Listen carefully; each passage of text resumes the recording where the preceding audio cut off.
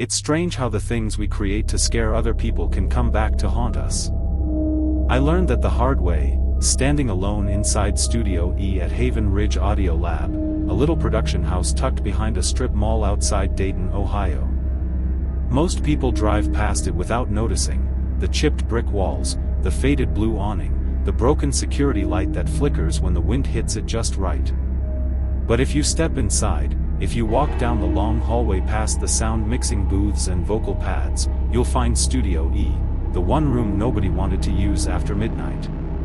I never believed the stories. I thought they were just jokes the senior audio engineers passed around, the same way any workplace grows its own myths. Things like, if the silence in Studio E feels too heavy, don't breathe too loud, or never play raw tone files at full volume, and, if you hear a second pair of headphones drop behind you, don't turn around. I always rolled my eyes. I'd been producing horror background music for years, BGM for indie films, haunted attractions, YouTube channels. Creepy stuff was my job. But fear? Actual fear? That wasn't something I expected to feel in a room full of padded walls and blinking monitors. Until last October. I was on a tight deadline, and the client, a horror channel based out of Texas, wanted a new soundtrack pack. Dark ambience, isolation, subtle tension, they said. Like something breathing in the room, but far away. Easy enough. I booked the studio from midnight to 5 a.m. because it was the only slot open, and I figured, hey, if I'm making scary music, might as well do it at scary hours. I remember locking the main door behind me, hearing the click echo down the empty hallway. The janitorial crew was gone. The other engineers had clocked out. Even the vending machines hummed quieter at that hour, like they were asleep. I swiped my access card, stepped into Studio E, and felt the temperature drop instantly. Not just a little, like 20 degrees. I exhaled and watched my breath fog in front of me. That was the first moment I should have walked out. But deadlines make you stupid. I set up my gear, MIDI keyboards, sample pads, my laptop loaded with synth libraries. I laid down a few atmospheric layers, aiming for that hollow, abandoned cabin in the woods feel. Soft drones, distant static, creaking floor textures. After an hour, I had something solid. But I wanted one more element, a subtle breathing underneath everything, barely audible. I opened my mic input. Alright, I muttered to myself, leaning close to the mic, let's make this creepy. I inhaled slowly, let out a soft exhale, layered it with some reverb. Then stopped. Because in the middle of my recording, someone else inhaled. Not me. It was faint, but unmistakable, a breath drawn in, right behind me, like the sound of someone waking up. I spun around. No one. Just the acoustic paneling and the empty swivel chair by the mixing console. I convinced myself it had to be feedback. Or maybe my jacket brushing the mic stand. Something normal. Something sane. I scrapped the take, hit record again. This time, I stayed silent. And the breathing came again. Slow. Deep. Wet, like lungs struggling to pull in air. I stopped the recording. My pulse hammered in my ears. I sat there, staring at the waveform scrolling across the screen. The audio track clearly showed two breathing patterns, mine, steady, controlled, and below it, a heavier, staggered rhythm. Someone else was in the room with me. Or something was using the mic. I forced myself to keep working. It had to be a glitch.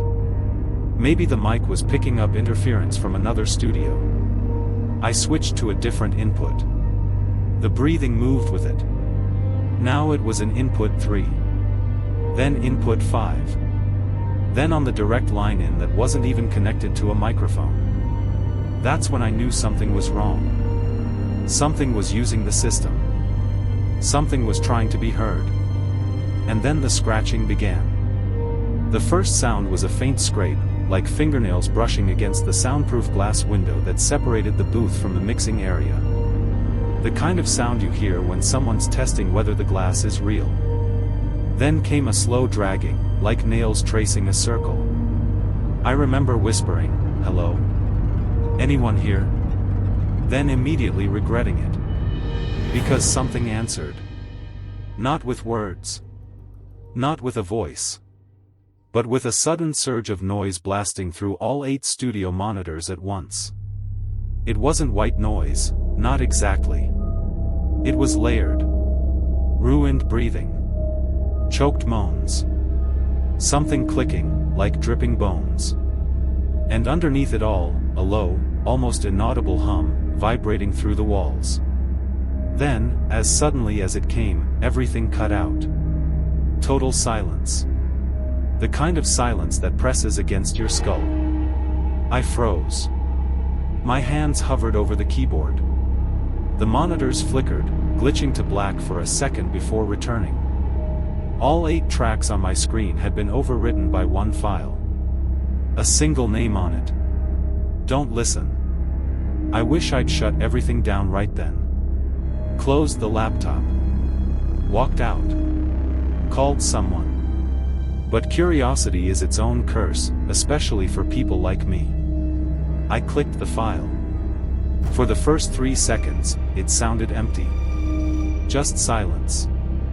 Then, somewhere in the background, footsteps. Slow. Soft. Coming closer. You could hear the studio floor creaking under the weight. Then a whisper, right into the mic. "I finally found you." I slammed the laptop shut. The monitors all surged to life again, this time showing a live camera feed. A camera feed from inside Studio E. The strange part? I hadn't installed any camera in the booth. There was no camera in that room. But the feed showed me sitting there. The live version of me. Same clothes, same chair. Except, behind me, in the feed, was something standing in the corner.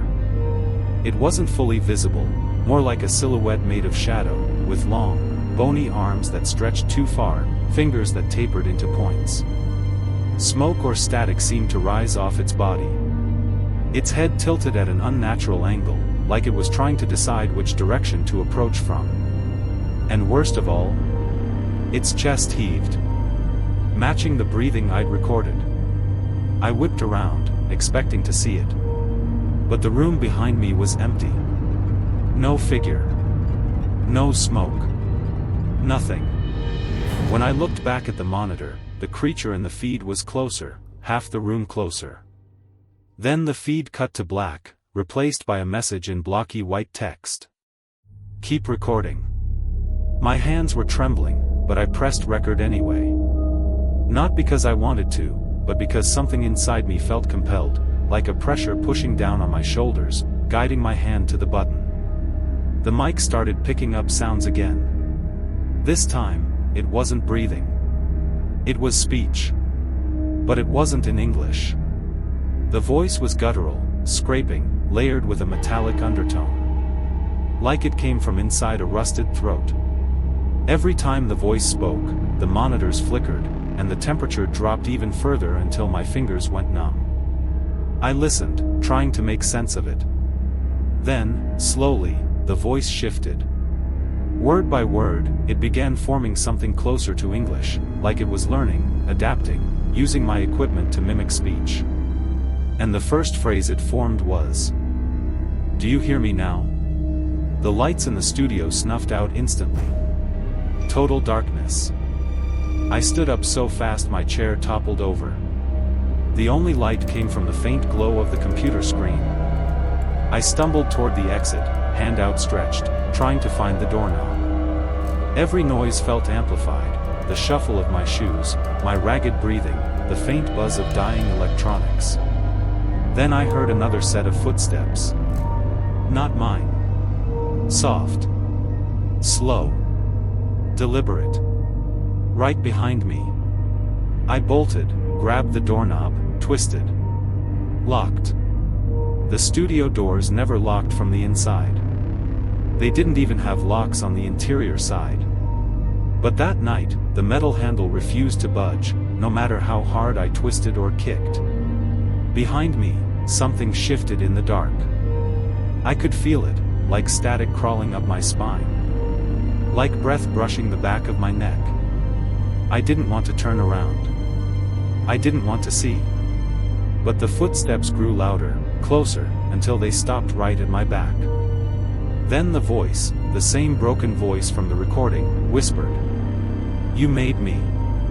And something touched my shoulder. Not a hand. Not fingers. Something cold. Damp. Like raw skin. I spun around and swung blindly, expecting to hit something solid. My hand moved through empty air. The lights flickered back on. The room was empty. Except for one thing. The waveform on my laptop was still recording, and it showed a voice. A clear, strong voice. A voice that wasn't mine. I moved closer, heart pounding. When I pressed play, the voice spoke 4 words. "You can't erase me."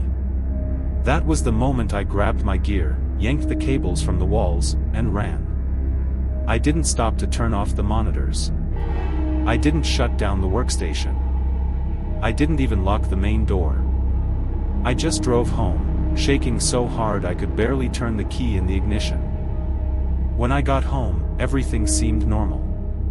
No strange sounds. No cold air. No shadows creeping in the hallway. I convinced myself it was stress. Exhaustion. A waking nightmare caused by overwork and too much caffeine. But the next morning, when I opened my laptop to back up my files, the folder from Studio E was gone. All of it. Replaced by a single file labeled. I followed. I didn't open it. Not until 2 nights later, when I started hearing the breathing in my apartment. The same heavy, ruined breathing from the studio. Coming from the kitchen. Then the hallway. Then right outside my bedroom door. I opened the file. It played that same whisper. "I found you once." Then silence. Then, very softly, "I will again." The breathing is louder tonight. Closer. Sometimes it sounds like it's coming from inside the walls. Sometimes from underneath the bed. Once, I swear, I heard it from right beside my pillow. I don't go back to the studio anymore. Nobody does. Haven Ridge shut down Studio E a month after that night. They said there were structural concerns and electrical risks. But I know the truth. They couldn't get rid of whatever I'd recorded. Whatever I'd brought out. Whatever I'd made. I don't know how much longer I can stay here. The breathing follows me from room to room now. The shadows flicker when I'm alone. At night, I hear something tapping on my bedroom door, 3 slow taps, like fingernails. Last night, something whispered through the crack. "Let me finish the recording." I don't answer. I don't breathe. I don't move. But tonight feels different. Because when I walked past my laptop just now, its screen turned on by itself. A recording software was open. The same interface from Studio E. And the mic input was live. I'm staring at it right now. The waveform is moving. Something is breathing on the mic. And I swear, it's not me. If you're hearing this, if you're listening right now, do me one favor. Don't wear headphones. Because some things don't want to be heard. They want to hear you. And once they do, they don't stop.